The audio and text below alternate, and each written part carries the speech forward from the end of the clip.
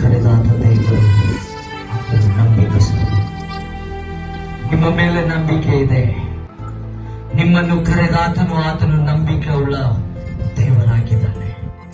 ಆತನ ಕರೆಯುವಿಕೆಯನ್ನು ನಿಮ್ಮ ಜೀವಿತದಲ್ಲಿ ಏನಿದೆ ಅದು ನೀವು ತಿಳ್ಕೋಬೇಕಾದರೆ ನೀವು ಪರಿಶುದ್ಧ ವಾಕ್ಯದಲ್ಲಿ ಮಾಡಬೇಕಾಗಿದೆ. ಪರಿಶುದ್ಧ ವಾಕ್ಯಕ್ಕೆ ನಿಮ್ಮ ಜೀವಿತವನ್ನು ಕೊಡಬೇಕಾಗಿದೆ.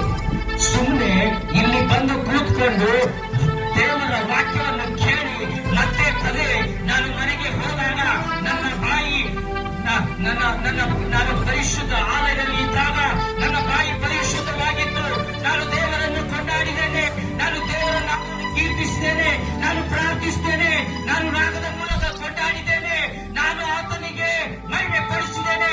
ಆದರೆ ಇವಾಗ ಆ ಪರಿಶುದ್ಧತೆಯಲ್ಲಿ ನಾನು ಇಲ್ಲ. ಇವಾಗ ನಾನು ನನ್ನ ಮನೆಯಲ್ಲಿದ್ದೇನೆ. ನಾನು ಹೇಗೆ ಬೇಕಾದರೂ ಮಾತನಾಡಬಹುದು. ಆದರೆ ಒಂದು ಮಾತ್ರ ನಮಗೆ ಗೊತ್ತಿರಬೇಕಾಗಿದೆ. ನೀವು ಹೋಗುವಾಗ, ಬರುವಾಗ, ಮಲಗುವಾಗ, ಏಳುವಾಗ, ನೀವು ಯಾವೇ ಪ್ರಾಂತದಲ್ಲಿ ಇರಬಹುದು, ನೀವು ಪಾತಾಳದಲ್ಲಿ ಇರಬಹುದು, ನೀವು ಆಕಾಶದ ಮೇಲೆ ಇರಬಹುದು, ನೀವು ಭೂಮಿಯ ಯಾವುದೇ ಒಂದು ಕಾಡಿನಲ್ಲಿ ಇರಬಹುದು, ನೀವು ಯಾವುದೇ ಒಂದು ಕೋಣೆಯಲ್ಲಿ ಇರಬಹುದು, ಆತನು ಕಣ್ಣುಗಳು ನಿಮ್ಮನ್ನು ನೋಡುವಂತದ್ದಾಗಿದೆ. ನಿಮ್ಮ ಬಾಯಿಂದ ಬರುವಂತಹ ಸ್ವರಗಳನ್ನು ಪ್ರತಿಯೊಂದು ದೇವರ ಕಿವಿಗೆ ಬೀಳುವಂತದಾಗಿದೆ. ಅದಕ್ಕಾಗಿ ನಿಮ್ಮನ್ನು ನೀವು ಸಿದ್ಧಪಡಿಸಿಕೊಳ್ಳಬೇಕು. ದೇವರು ಬರೋಕ್ಕಿಂತ ಮುಂಚೆನೆ ಈ ಶರೀರವು ದೇವರು ಭಾವಿಸ್ತಾನೆ. ಮಗನೇ, ಮಗಳೇ, ನಿನಗೆ ಗೊತ್ತಿಲ್ಲವೇ ನಿನ್ನ ಶರೀರ ದೇವರ ಆಲಯವಾಗಿದೆ ಎಂದು. ಪ್ರಿಯ ದೇವರ ಮಕ್ಕಳೇ, ನಿಮಗೆ ಗೊತ್ತಿದೆನಾ ದೇವರು ಯಾವ ಸ್ಥಳದಲ್ಲಿ ವಾಸ ಮಾಡುತ್ತಾನೆ?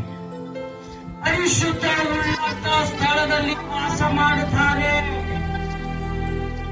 ಅಂದ್ರೆ ದೇವರು ಹೇಳುತ್ತಾ ಇದ್ದಾರೆ, ನಿನ್ನ ಶರೀರವು ನನ್ನ ಆಲಯವಾಗಿದೆ. ಆ ಆಲಯ ಪರಿಶುದ್ಧವಾಗಿದ್ದರೆ ನಾನು ನಿನ್ನ ಒಳಗಡೆ ವಾಸ ಮಾಡುತ್ತೇನೆ, ನಿಮ್ಮ ಮಧ್ಯದಲ್ಲಿ ವಾಸ ಮಾಡುತ್ತೇನೆ, ನಿಮ್ಮ ಮನೆಯಲ್ಲಿ ವಾಸ ಮಾಡುತ್ತೇನೆ. ನೀನು ಒಂದು ವೇಳೆ ಆ ಪರಿಶುದ್ಧತೆಯನ್ನು ಕಳ್ಕೊಂಡರೆ ನಾನು ವಾಸ ಮಾಡೋದಿಲ್ಲ. ಇದು ನಿಜ. ನೀವು ಅನ್ಕೋಬಹುದು, ಸಂಡೆ ಇದ್ದು ದೇವರಿಗೆ ಆರಾಧನೆ ಮಾಡಿದ್ದೇನೆ, ಪರಿಶುದ್ಧತೆಯಲ್ಲಿ ಮಲ್ಕೊಂಡಿದ್ದೇನೆ, ಪ್ರಾರ್ಥನೆ ಮಾಡಿದ್ದೇನೆ, ಭಾಷೆಯಲ್ಲಿ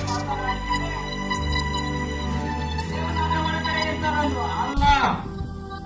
ದೇವರು ಪರಿಶುದ್ಧವಾದಂತ ದೇವರು. ಯಾರು ಬೇಕಾಗಿದೆ? ಪರಿಶುದ್ಧ. ಹಲ್ಲೆಲೂಯಾ. ಅಂದ್ರೆ ನಾನು ಹೇಳ್ತಾ ಇಲ್ಲ ನಾವೆಲ್ಲರೂ ಪರಿಶುದ್ಧರಿದ್ದೇವೆ ಎಂದು.